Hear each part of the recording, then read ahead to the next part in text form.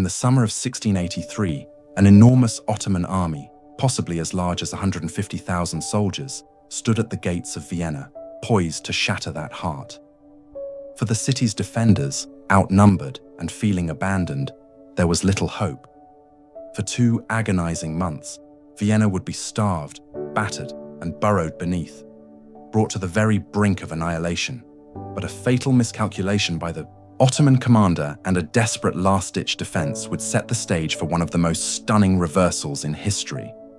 This is the story of how a city on the edge of doom was saved by one of the largest and most decisive cavalry charges ever recorded. To understand how 2 empires collided at the walls of Vienna, we have to look at the world they lived in. The late 17th century was an age of giants. In the West, you had the France of King Louis XIV, the Sun King, a power of immense cultural and military prestige, always looking to expand its influence. In the East, the Ottoman Empire remained a colossal force, a sprawling domain stretching from North Africa, across the Middle East, and deep into the Balkans. But this was an empire wrestling with its own legacy. The glorious days of expansion under Sulan the Magnificent were a century in the past. Internal strife and the sheer difficulty of maintaining such a vast state had begun to take their toll. The empire wasn't the unstoppable force it had once been, and at the court of Sultan Mehmed IV, there was a deep hunger to reclaim that former glory. That hunger was personified in one man, Grand Vizier Merciful Kha Mustafa Pasha. Kha Mustafa wasn't born to power. He was the adopted son of a powerful family who rose through the ranks with a mix of skill, ambition, and political savvy. He'd led campaigns and negotiated treaties, but he craved a victory that would etch his name in history. He saw himself as the man to succeed, where even the great Sulian had failed in 1529, the conquest of Vienna. For Kha Mustafa, this was more than a strategic goal. It was a crusade, a holy war that would outshine the legends of the past and secure his own power. By all accounts, he was an arrogant man, utterly confident in his abilities and possessed of a burning hatred for his Christian rivals. His primary rival was the Holy Roman Emperor Leopold I, ruler of the sprawling and often divided Habsburg lands. In many ways, Leopold was Kha Mustafa's opposite. He wasn't a warrior king. He was a deeply pious, scholarly, and often indecisive ruler who was more comfortable in the concert halls of his court than on a battlefield. He was also famously unattractive, with the pronounced Habsburg jaw that marked his family's generations of inbreeding. But beneath this exterior was a deep sense of duty. His empire, however, was vulnerable. To the west, France's Louis XIV was a constant threat, actively working to undermine Habsburg power. So much so that France actually gave quiet encouragement to the Ottomans, seeing their advance as a convenient way to weaken a rival. The final trigger for the war came from inside Leopold's own territory.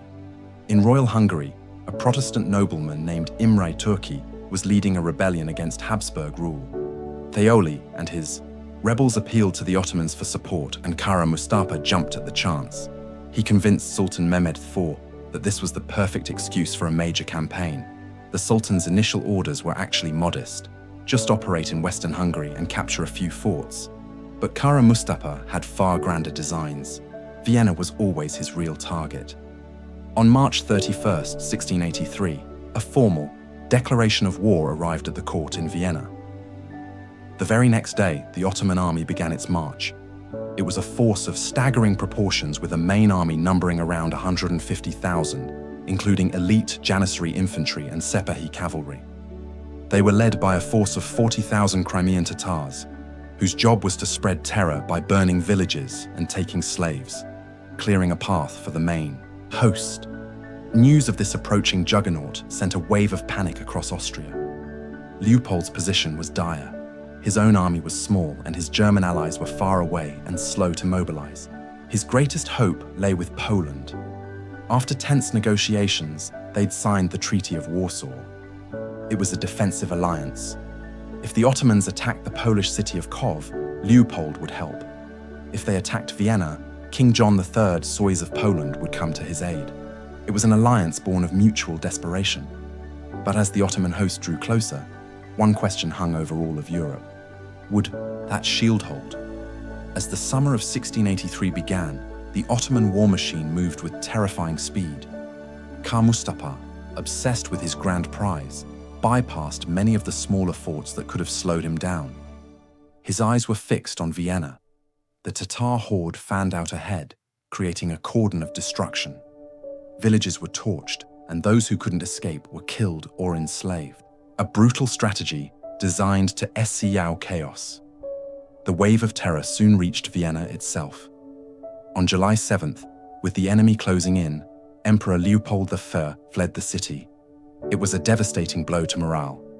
To the Viennese, it looked like cowardice, but it was also a strategic necessity. The emperor's capture would have meant immediate surrender. Leopold retreated to the city of Passau, where he could desperately work to assemble the promised relief army.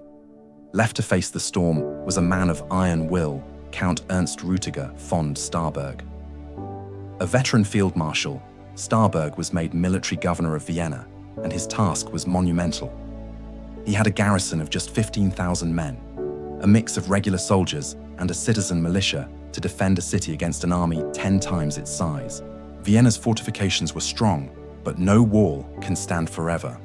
Starberg's greatest assets were his own grim determination and the courage of the Viennese people. On July 14th, 1683, the siege began. The vast Ottoman army surrounded the city, a sea of tents stretching to the horizon. Kara Mustafa sent a messenger demanding surrender. Starberg's refusal was blunt. "Let him come. I'll fight to the last drop of blood." He knew what surrender meant. He'd heard of the massacre at the nearby town of Perscheldorf, where citizens who surrendered were slaughtered anyway. There would be no surrender. It was then that Kara Mustafa made his first fatal error.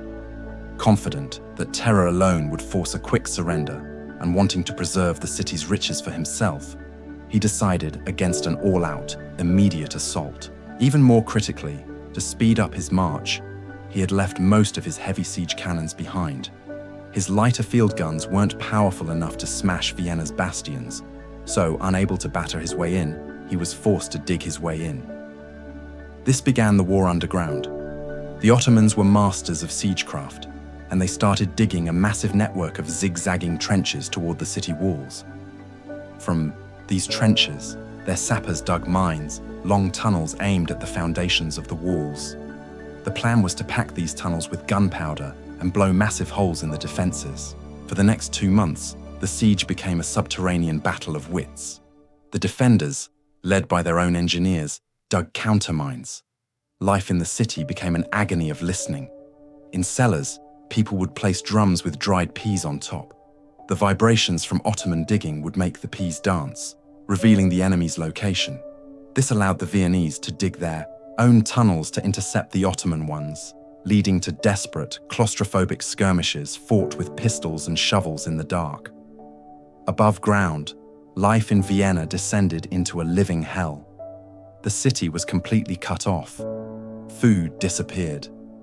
People were reduced to eating cats, dogs, and rats.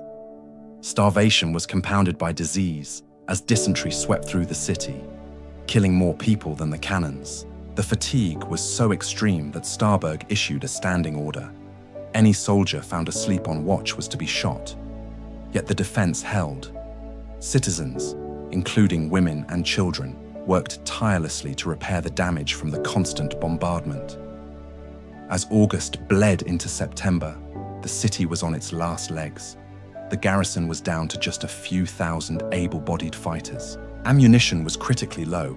Their only hope was the relief army. But were they coming? To get messages out, Vienna relied on incredibly brave spies. The most famous was Georg Kulczycki, who spoke fluent Turkish, disguised himself as an Ottoman soldier, and slipped through enemy lines multiple times to carry messages, bringing back news that kept hope alive. To signal their desperation, the defenders fired rockets every night from the top of St. Stephen's Cathedral, a fiery plea for help. By early September, Kara Mustafa knew the city was at its breaking point. On September 4th, his miners finally detonated a huge mine beneath the Berg bastion, blasting a wide gap in the walls. Ferocious assaults followed, but Starberg himself led the defense, fighting alongside his men to repel wave after wave. By the second week of September, the Ottomans had secured a foothold in the outer defenses and were preparing one final massive mine to shatter the inner walls. For the defenders of Vienna, time had run out. While Vienna suffered, an unlikely coalition was slowly coming together.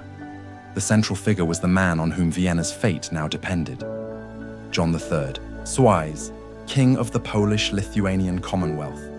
Sobieski was a living legend and one of the most brilliant military commanders of his age. He'd spent much of his life fighting the Ottomans and understood their way of war better than almost anyone.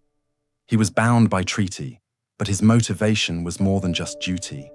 He saw this as a pivotal moment for Christendom, a chance to strike a decisive blow against a historic enemy and secure his own legacy as the savior of Europe. Assembling the relief army was a nightmare.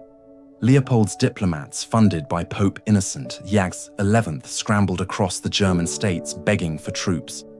Eventually, an army of the Holy Roman Empire, led by Charles of Lorraine, joined with forces from Bavaria, Saxony, and other principalities. They gathered at Toulon on the Danube, where on September 6th, Sobieski and his Polish army finally arrived after a grueling march. The combined Christian army known as the Holy League numbered around 80,000 men. Though still outnumbered, it was a formidable force. Command was given to Sois out of respect for his experience. At a tense war council, the German commanders argued for a conservative plan to cut off Ottoman supply lines. Sobieski would have none of it. He argued for a direct decisive battle to crush the enemy in a single stroke. His will prevailed. Their path, however, was blocked by the dense, hilly Vienna woods. This is where Kara Mustafa made his second critical error. He was so consumed with the siege, so convinced the city was his, that he failed to properly secure the passes through the woods. He left the approaches to his camp dangerously exposed, keeping his best troops bogged down in the siege trenches, ready for the final assault. He had fatally underestimated his opponent. In a remarkable feat of logistics, the entire Holy League army crossed the Vienna woods in just a few days. On the night of September 11th, they reached the heights of the Kollenberg, a series of hills overlooking the city and the vast Ottoman camp below. In the pre-dawn darkness of September 12th, as the final Ottoman assault on Vienna was beginning, the Allied forces deployed along the ridge. As the sun rose, the defenders in the city looked up and saw them. Salvation was at hand. A signal cannon fired, a holy mass was held, and the battle for Vienna began. The fighting started around dawn. For the entire day, a brutal, grinding battle raged across the foothills. Kara Mustafa was caught completely off guard, now fighting a war on two fronts, trying to take the city with a massive army at his back. He was slow and indecisive, fatally reluctant to pull his elite janissaries out of the trenches. Slowly but surely, the Allied infantry pushed the disorganized Ottoman forces back. By late afternoon, the Ottoman lines were stretched and demoralized. Sobieski, watching from the high ground, saw his moment. He arrayed his cavalry for the final blow. It was a sight that has echoed through history. 18,000 horsemen spread across the ridge, preparing for one of the largest cavalry charges of all time. At the very tip of this armored spear were 3,000 of his elite Polish Winged Hussars. They were one of the most fearsome cavalry units in the world, famous for the massive feathered wings worn on their backs that created a terrifying silhouette and a deafening clatter as they charged. At around 5 p.m., Sois gave the order with a cry of, "God is our protector, swing." He personally led the charge. What followed wasn't just a charge, it was an avalanche. An eyewitness described it as a sound like a thunderbolt as tons of armored men and horses cascaded down the slopes. They smashed into the Ottoman line with irresistible force. The weary Ottoman soldiers, already fighting for hours, had no answer. their formations shattered, the charge broke the Ottoman center and drove directly towards Khan Mustafa's lavish command tent. The Grand Vizier, seeing the wave of destruction rolling towards him, simply fled. The battle had become a rout. The collapse of the Ottoman army was total and chaotic. It wasn't a retreat, it was a panicked flight. Boiling with rage, Khan Mustafa briefly ordered his men to massacre their prisoners before he himself fled for his life. Grabbing only the sacred banner of the Prophet to prevent its capture, he left behind a scene of unimaginable riches. The victorious soldiers and starving citizens of Vienna poured into the abandoned Ottoman camp, which was more like a city unto itself. It took them a full week to gather all the spoils. The meeting between the two Christian leaders was famously awkward. When Emperor Leopold returned to his liberated capital, his reception of Sois was cold and formal, a clash of protocol and pride that couldn't diminish the scale of the victory. Vienna was saved. For Khan Mustafa, the price of failure was absolute. He escaped to Belgrade, but his enemies at court now had all the ammunition they needed. On Christmas Day, 1683, on the Sultan's direct order, executioners arrived. Khan Mustafa was strangled with a silk cord, and his head was delivered to the Sultan on a silver dish. The Battle of Vienna was a profound turning point. It marked the end of the Ottoman Empire's expansion into Europe. Never again would they pose such a direct threat to the continent's heartland. The victory emboldened the Habsburgs, who launched a great counter-offensive that would drive the Ottomans out of almost all of Hungary, shifting the balance of power forever. The battle cemented the legend of Jan Sobieski and his winged houses of Christendom. Popular myths even claim that both the croissant shaped like a crescent and the city's famous coffee culture, born from sacks of coffee beans left behind, were invented to celebrate the victory. The Great Siege was over. The Ottoman tide had been turned and on. The banks of the Danube, the future of Europe, had been redrawn. The Battle of Vienna is a story written in desperation and courage, in fatal arrogance and strategic genius. It showed that even in the face of overwhelming odds, a determined defense in a single bold stroke could change the course of history.